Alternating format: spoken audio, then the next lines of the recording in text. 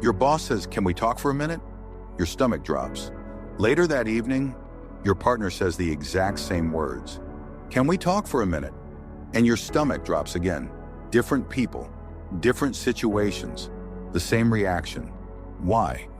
Because your brain isn't reacting to the person standing in front of you. It's reacting to a pattern it learned years ago.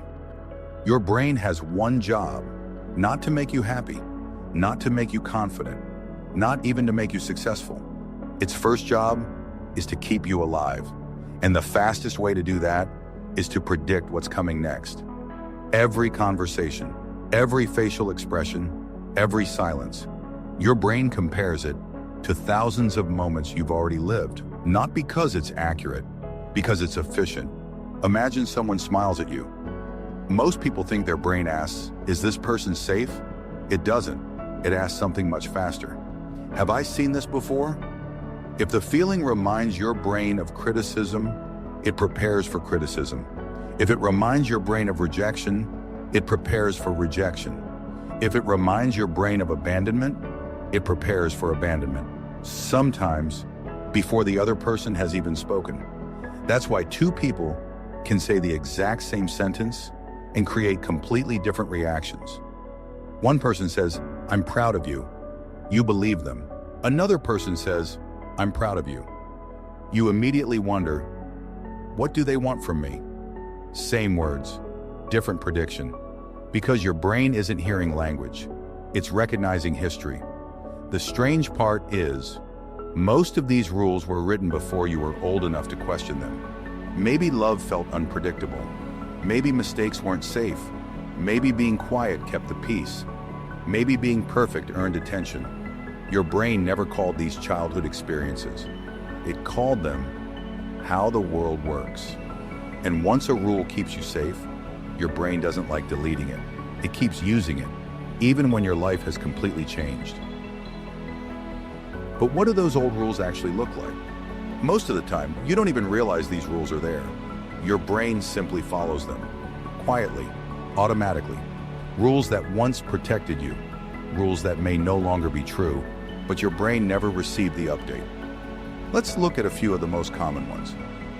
Old rule number 1. If someone becomes quiet, they're angry. When you were little, silence didn't mean, "I'm tired," or "I just need a little space." It meant something was wrong, and somehow, it always felt like it was your fault. You didn't learn this through words, you learned it through repetition. Maybe someone stopped talking after conflict. Maybe affection disappeared without explanation. Maybe silence became punishment. So your brain made a prediction. Silence means danger.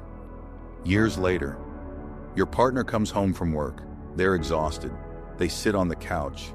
They answer with one-word replies. They're reading emails, thinking about their day. But your brain isn't seeing today. It's following yesterday's rule. They're upset. "I must have done something wrong. I need to fix this." The alarm begins, long before reality has a chance to speak. Old rule number 2. If I make a mistake, I'll lose love. Maybe you learned this when you were 7. You spilled a glass of milk. You broke something by accident. You answered a question the wrong way. And instead of feeling safe enough to learn, you noticed something else. The room changed. The look on someone's face changed. The warmth disappeared. No one had to say, "You're not enough." Your brain wrote the rest of the story. So it created another rule. Mistakes threaten belonging. Your brain no longer asks, "Did I make a mistake?" It asks, "Will they still want me?" Today, you send an email with a typo. Your boss corrects one sentence. A colleague points out a small error. Logically, you know it's normal. Everyone makes mistakes. But your body reacts as if your place in the group is suddenly in danger. Not because you're weak, not because you're overly sensitive, because your brain is still following an old rule.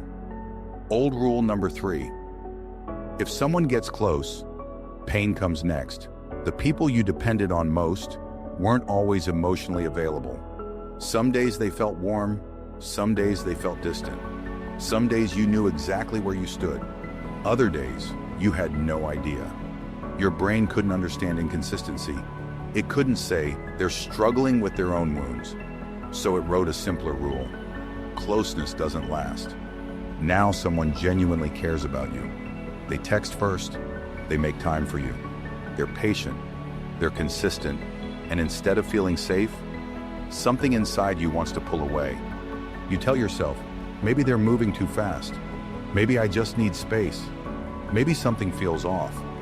But what feels wrong isn't always the person. Sometimes it's an old rule trying to protect you from a future that never arrives. The cost of living by yesterday's rules.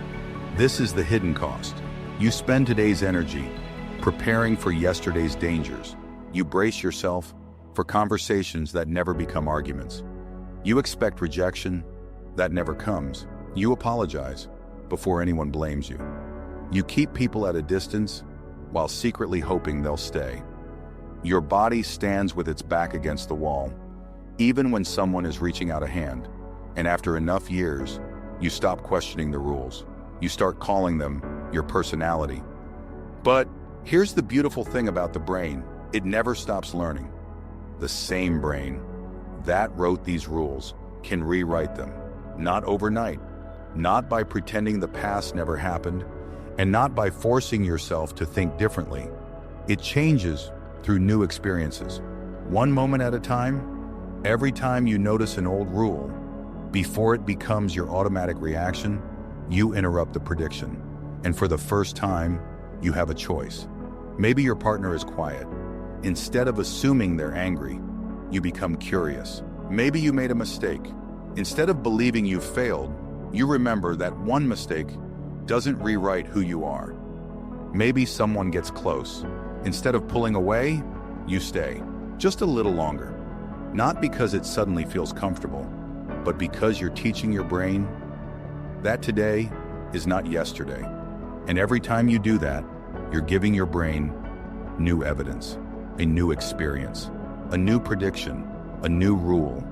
And little by little, those old rules begin to lose their authority.